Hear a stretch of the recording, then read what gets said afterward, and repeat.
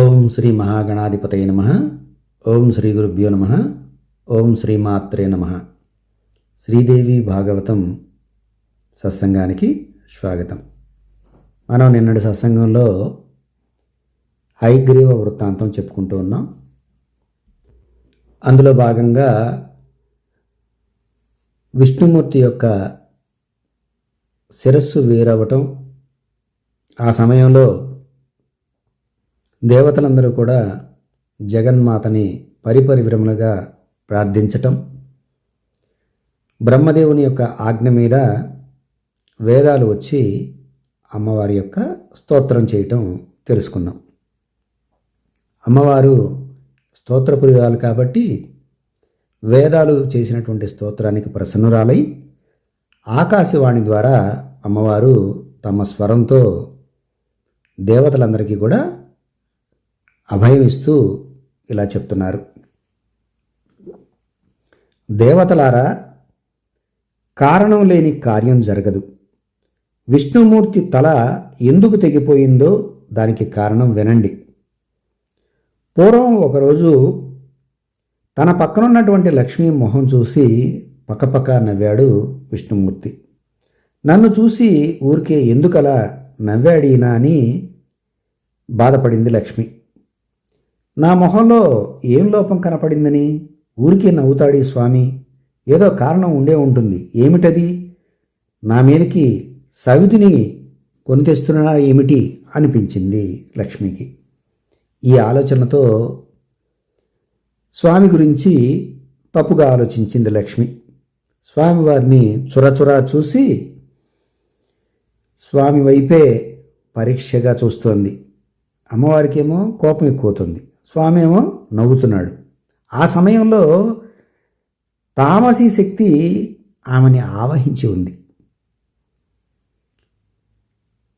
కొన్ని దైవ కార్యాలు జరిగేటప్పుడు ఆ సమయంలో ఉండేటువంటి కాలంలో దేవతల్లో కూడా ఈ తామసీ శక్తి అధికంగా ఉంటుంది. స్వామివారి మీద కళ్ళెర్ర చేసింది. ఇక కోపం వచ్చేసింది, ఇంకా ఆపుకోలేకపోయింది ఆమె. ఆపుకోలేక ఈయనేమో నవ్వుతూ ఉన్నాడు కారణం చెప్పకుండా. ఇక వెంటనే ఏమి జరిగేది ఆలోచించుకోకుండా నీ తల తెగి పడిపోవాలని చప్పుననేసింది. ముండమోపితనం కంటే సవతి పోరు దుర్భరమైందనుకుందామె. ఆ సమయంలో అలా అనుకునే అలా శపించిందనమాట. సహజంగా స్త్రీలలో కొన్ని దోషాలు ఉంటాయి. అంటే ఇక్కడ మరి లక్ష్మీదేవి ఇలా ఆలోచించటం తప్పు కదా, ఆమెమిటి తన హృదయ నివాసుడైనటువంటి శ్రీమన్నారాయణమూర్తిని అలా శపించటం ఏమిటి అని మనం అనుకోవచ్చు.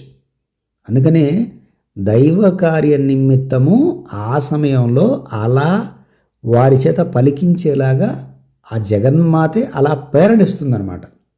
అందుకనే కార్యకారణ సంబంధం లేకుండా ఏవి జరగదు. నిన్న వ్యాసుడి విషయంలో కూడా ఆ యొక్క వీర్యస్ఖలనం జరగడానికి కూడా కారణం లోక కళ్యాణమే. ఇప్పుడు ఇక్కడ లక్ష్మీదేవి శాపం ఇవ్వడానికి కూడా లోక కళ్యాణమే కారణం. సహజంగా ఇది గుర్తుపెట్టుకోండి, కొన్ని దోషాలు స్త్రీల గురించి సూత మహాముని చెప్తున్నాడు. ఈ దోషాలు ఎవరిలో అయితే ఆవహించి ఉంటాయో ఆ సమయంలో దోషాలు ఆవహించి ఉన్నప్పుడు వాళ్ళని మర్చిపోయి అలా మాట్లాడుతుంటారు. అబద్ధము, సాహసము, మాయ, మూర్ఖత్వము, అతిలోభము, అశౌచము, నిర్దయ, ఇవన్నీ కూడా స్త్రీలలో ఉండేటువంటి దోషాలు. ఈ దోషపూరితంగా ఉన్నప్పుడు వాళ్ళు ఈ దోష ప్రభావం వల్ల అలా ప్రవర్తిస్తాడు. ఇక్కడ ఒక చిన్న మాట, ఇది వింటున్నటువంటి సత్సంగం వింటున్నటువంటి మాతృమూర్తులందరికీ కూడా చెప్తున్నాను. మీ మనసు ఎప్పుడైనా బాధపడి ఉండొచ్చు. ఆ సమయంలో మీరు శోక సందర్భంలో ఉండి, లేదా బాగా కారణం ఏదైనా కావచ్చు, మిమ్మల్ని బాగా ఇబ్బంది పెట్టారు ఎవరైనా కావచ్చు, కుటుంబ సభ్యులు కావచ్చు, లేకపోతే బంధువులు కావచ్చు, మీ పిల్లలు కావచ్చు, మీ భర్త కావచ్చు, ఎవరైనా కావచ్చు. ఎలాంటి పరిస్థితి వచ్చినా కూడా మీరు ఈ దోషాల బారిన పడకండి. మీరు మనసుతో బాధపడుతూ ఒక మాట అన్నారు అంటే ఇప్పుడు ఇక్కడ లక్ష్మీదేవి అన్న మాటకి శ్రీమన్నారాయణమూర్తి సైతం అనుభవించాల్సి వచ్చింది కదా. అంటే స్త్రీ ఎక్కడైతే బాధపడుతూ బాధతో ఒక మాట అన్నది అంటే ఆ ఇంట్లో సుఖశాంతులు ఉండవు. ఆ ఇంట్లో ఎంత చేసినా కలిసి రాదు. ఆ ఇంట్లో వాళ్ళు ఎవరూ పైకి రారు. ఒక రకంగా చెప్పాలంటే ఎక్కడైతే స్త్రీ దుఃఖిస్తూ ఉంటుందో ఆ ఇంట్లో సర్వనాశనమే. కనుక భగవద్బంధువులారా, మీరంతా కూడా ఆధ్యాత్మిక మార్గంలో ఉన్నారు, అమ్మవారి ఉపాసనలో ఉన్నారు, లలిత చదువుతున్నారు, మణిద్వీపం చదువుతున్నారు, చక్కగా అమ్మవారిని పూజిస్తున్నారు. కష్టాలు భరించండి, కర్మలు అనుభవించండి, ఆ జగదంబ పాదాలు పట్టుకోండి. సర్వం జగదంబార్పణమస్తు అని ఆ దేవిని నిరంతరం కూడా ప్రార్థించండి. ఎలాంటి కష్టం వచ్చినా కూడా కష్టాలు పోతాయి. ఎవరైనా మిమ్మల్ని బాధ పెడుతున్నారంటే జగన్మాతగా చెప్పుకోండి, అంతే తప్ప మీకు మీరుగా వాళ్ళని తిట్టడం కానీ, వాళ్ళకి శాపాలు పెట్టడం కానీ, వాళ్ళ మనసు బాధపడే విధంగా మీరు ప్రవర్తించడం కానీ చేయకండి. ఎందుకంటే మనం పురాణం వినటం వల్ల కొన్ని నేర్చుకోవాలి. సందర్భం వచ్చింది కాబట్టి ఈ విషయాలన్నీ చెప్తున్నాను. ఇలా ఈ దోషపూరితమైనటువంటి మాటలు అనవద్దు. ఆ రోజున లక్ష్మిని బాధ పెట్టాడు కాబట్టే ఈ రోజున ఈ పరిణామం సంక్రమించింది అని చెప్తుంది అమ్మవారు. విష్ణుమూర్తి తల ఎగిరిపోయి ఉప్పు సముద్రంలో పడిపోయింది. ఇప్పుడు ఈయన మొండానికి నేను ఒక తలని జోడిస్తాను అని అమ్మవారు చెప్తుంది. ఇందులో ఇంకొక మహత్కార్యం కూడా ఉందయ్యా, చెప్తాను, జాగ్రత్తగా వినండి. ఇక్కడ అమ్మవారు ఇలా జరిగిన దానికి ఒక కారణం చెప్తుంది. పూర్వం రోజుల్లో హయగ్రీవుడు అనేటువంటి ఒక దైత్యుడు, అంటే ఒక రాక్షసుడు ఉన్నాడు. హయగ్రీవుడు అనేటువంటి రాక్షసుడు, వాడు మహాబలశాలి. వాడు సరస్వతీ నది ఒడ్డున దారుణమైనటువంటి తపస్సు చేశాడు నా కోసం. నా మాయాబీజమైనటువంటి ఏకాక్షరాన్ని తీసుకొని జపం చేశాడు. ఇంద్రియాలని అదుపులో ఉంచుకున్నాడు. అన్ని భోగాల్ని వదిలేశాడు. అన్నపానాల్ని మానేశాడు. సర్వభూషణభూరితమైనటువంటి నా తామస రూపాన్ని ఘోరంగా 1000 సంవత్సరాలు ఎంతో భక్తి శ్రద్ధలతో ధ్యానం చేస్తూ తపస్సు చేశాడు.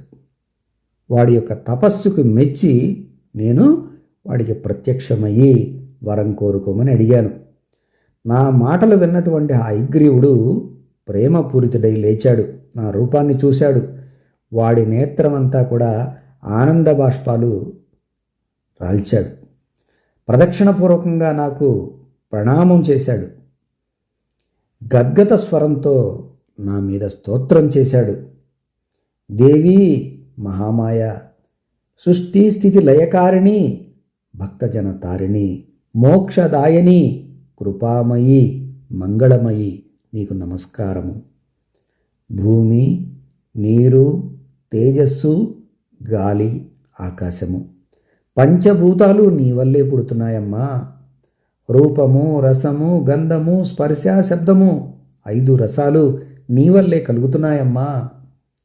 నాసిక, నాలుక, కన్ను, చర్మము, చెవి, ఈ జ్ఞానేంద్రియాలు, కర్మేంద్రియాలు, కాళ్ళు, చేతులు మొదలైనటువంటి ఈ యొక్క కర్మేంద్రియాలన్నీ కూడా నువ్వే సృష్టిస్తున్నావు అని పరిపరి విధములుగా అతను స్తోత్రం చేశాడు.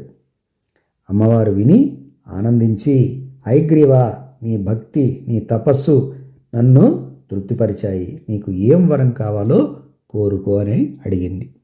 అప్పుడు అతను అమ్మవారి యొక్క వరం తీసుకోవడానికి సిద్ధంగా అతని ఆలోచనలో ఒక విపరీతమైనటువంటి కోరిక. నిజంగా రాక్షసులకి ఆ తామస గుణం ఉంటుంది కదండి, వాళ్ళకి ఇదే ఛాన్స్ అన్నమాట.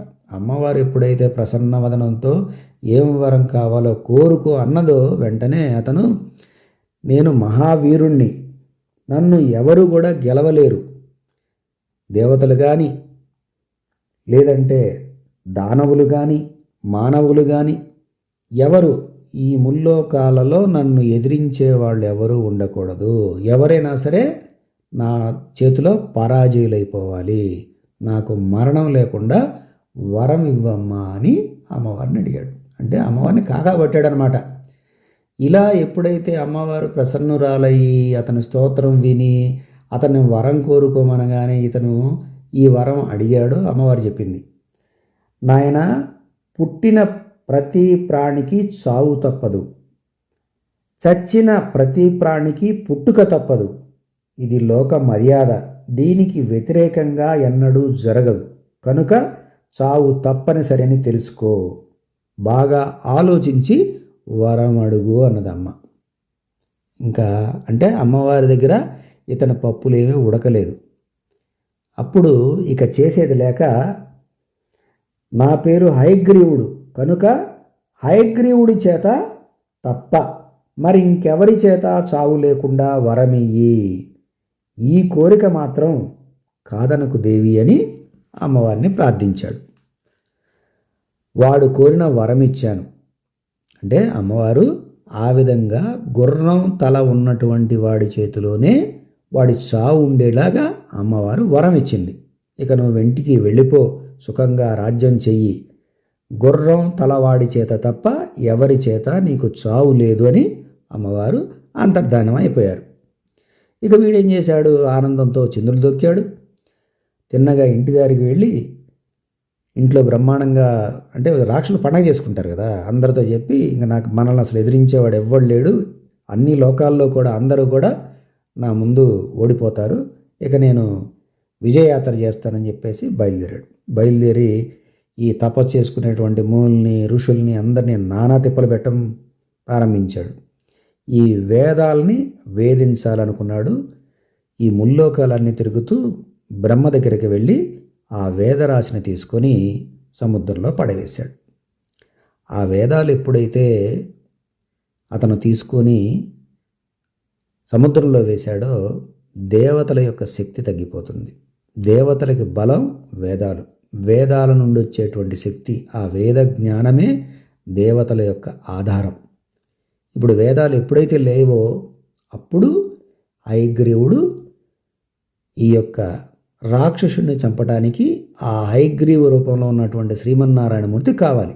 అమ్మవారు అక్కడ జరుగుతున్నటువంటి విషయాలన్నీ, ముందుగా రాబోయేటువంటి విషయాలన్నీ కూడా అమ్మవారికి తెలుసు కాబట్టి ఈ రాబోయేటువంటి గండాంతర కాలానికి సిద్ధంగా ఇక్కడ శ్రీమన్నారాయణమూర్తిని హయగ్రీవుడిగా మార్చిందనమాట. ఇలా ఆ సందర్భం కోసం విష్ణు భగవానుడు హయగ్రీవుడు అయ్యాడు. ఈ లోకహితం కోసం హయగ్రీవ దానవుణ్ణి హతమారుస్తారు. అదనమాట సందర్భం. అందుకని హయగ్రీవ అవతారం వచ్చింది. ఇప్పుడు అమ్మవారు ఆకాశవాణి ద్వారా చెప్పింది. ఈ మాటలన్నీ కూడా విన్నారు వీళ్ళు. విని వాళ్ళ యొక్క దేవశిల్పి అయినటువంటి ఆ తృష్ణని పిలిచారు. గుర్రం తల విష్ణుమూర్తి మొండానికి జోడించు, దేవకార్యం నెరవేర్చు అన్నారు. దేవతలు ఆదేశించటమే తడవుగా ఒక గుర్రం తల నరికి తెచ్చాడు తృష్ణ. ఆ గుర్రం ఎక్కడి నుంచి వచ్చిందంటే అమ్మవారే ఆకాశం నుంచి ఇచ్చింది ఈ తృష్ణ అనేటువంటి దేవశిల్పికి. ఆ విష్ణువు మొండానికి అతికించగానే అమ్మవారి యొక్క మాయ ప్రభావం వల్ల విష్ణు భగవానుడు హయగ్రీవమూర్తిగా చిరునవ్వులు చిందిస్తూ ఆయన కొత్త అవతారంలో దర్శనమిచ్చాడు. దేవతల శత్రువైనటువంటి ఆ హయగ్రీవ దానవుడున్నాడే, ఆ దానవుడు ఎప్పుడైతే విజృంభించగానే ఈ రూపంలో వెళ్ళి తన బల పరాక్రమాలతో ఆ హయగ్రీవుణ్ణి సంహరించాడు. మునులారా, సూతుడు చెప్తున్నాడు, ఈ హయగ్రీవ కథ చాలా శుభప్రదమైనది. ఇది వింటే అన్ని దుఃఖాలు హరించిపోతాయి. అందులో ఏమాత్రం సందేహం లేదు. మహామాయ యొక్క చరిత్ర మహా విచిత్రమైందయ్యా, పరమ పవిత్రమైంది, పాపాలు పారదొలుతుంది. ఈ చరిత్ర చదివినా విన్నా సంపదలు సమకూరుతాయి అని ఈ హయగ్రీవ వృత్తాంతం గురించి శౌనికాది మునులకి వినిపించారు. భగవద్బంధువులారా, ఈ హయగ్రీవ వృత్తాంతము విన్నటువంటి వాళ్ళందరికీ కూడా ఒక చిన్న మనవి. మీకు హయగ్రీవుడి గురించి తెలిసినా తెలియకపోయినా నిన్నటి వీడియో ఇవాల్టి వీడియో వింటే మీకు హయగ్రీవుడు ఎవరో తెలుస్తారు. ఈయన ఆనాడు వేదాలను రక్షించినటువంటి వేదమూర్తి, అంటే విద్యలకి అధిపతి లాంటివాడు అనమాట. సరస్వతీదేవికి మంత్రం ఉపదేశించినటువంటి వాడు. ఈ విద్యలన్నీ కూడా వీరి యొక్క చేతిలోనే ఉంటాయి. వేద జ్ఞానం అంతా కూడా ఈయన రక్షించాడు కాబట్టి ఈయన్ని దర్శిస్తే చాలు జ్ఞానం వస్తుంది. చదువుకునేటువంటి పిల్లలు, ఏదైనా కాంపిటేటివ్ ఎగ్జామ్స్కి ప్రిపేర్ అయ్యేవాళ్ళు, ఇంటర్వ్యూలకు వెళ్ళేవాళ్ళు, జీవితంలో ఏదైనా ఒక కష్టం వచ్చినప్పుడు ఆ కష్టం నాకు తొలగించాలి అని కనుక వెళితే, ఆ కష్టం, ఆ సమస్యని పరిష్కరించుకోలేని పరిస్థితికి వెళితే హయగ్రీవ ఉపవాసన చేస్తే సమస్యకి పరిష్కారం లభిస్తుంది. ఒక ఇంటర్వ్యూకి వెళితే ఆ సమయంలో మీకు జ్ఞాపకం రాకపోతే స్వామి యొక్క మంత్రం చదువుకుంటే ఆ మంత్రంతోనే మీకు ఆ సమయంలో ఏం చెప్పాలో అది మనసుకు వస్తుంది. అందుకని నేను మంత్రం కూడా చెప్తున్నాను, మళ్ళీ వ్రాసుకోండి. జ్ఞానానందమయం దేవం నిర్మలం స్ఫటికాకృతిం ఆధారం సర్వ విద్యానాం హయగ్రీవముపాస్మహే. ఈ మంత్రం మీరు నిరంతరం కూడా పిల్లల చేత చెప్పించారంటే పిల్లలకి చదువులో తిరుగుండదు. అలాగే కాంపిటేటివ్ ఎగ్జామ్స్లో మీరు ప్రిపేర్ అవుతున్నారంటే ముందు చదువుకోవడానికి ప్రారంభించే ముందు, మీరు ఆ పుస్తకం చదవడానికి ప్రారంభించే ముందు ఈ మంత్రం చదవండి. ఇంటర్వ్యూకి వెళ్తున్నారా, ఈ మంత్రం చదవండి. మీరు జ్ఞానంలో, సమయస్ఫూర్తిలో, ఏకాగ్రతలో ఒక నిర్ణయం తీసుకునేటప్పుడు ఈ మంత్రం చాలా ఉపయోగపడుతుంది. ఏదన్నా సమస్య పరిష్కారం చేసుకోలేనటువంటి సమస్య ఉంది అంటే ఈ మంత్రం అనుష్ఠానం చేసినట్లయితే ఎటువంటి సమస్యకైనా పరిష్కారం లభిస్తుంది. ఇలా దేవీ భాగవతంలో ప్రతి ఘట్టంలో కూడా మన జీవితానికి పనికొచ్చేటువంటి ఎన్నో పరిహారాలు మనకు లభిస్తాయి. కనుక అమ్మవారి యొక్క కథలు ప్రతిరోజు కూడా మీరు విని అమ్మవారి యొక్క అనుగ్రహాన్ని పొందాలని కోరుకుంటూ స్వస్తి. ఓం శ్రీమాత్రే నమః.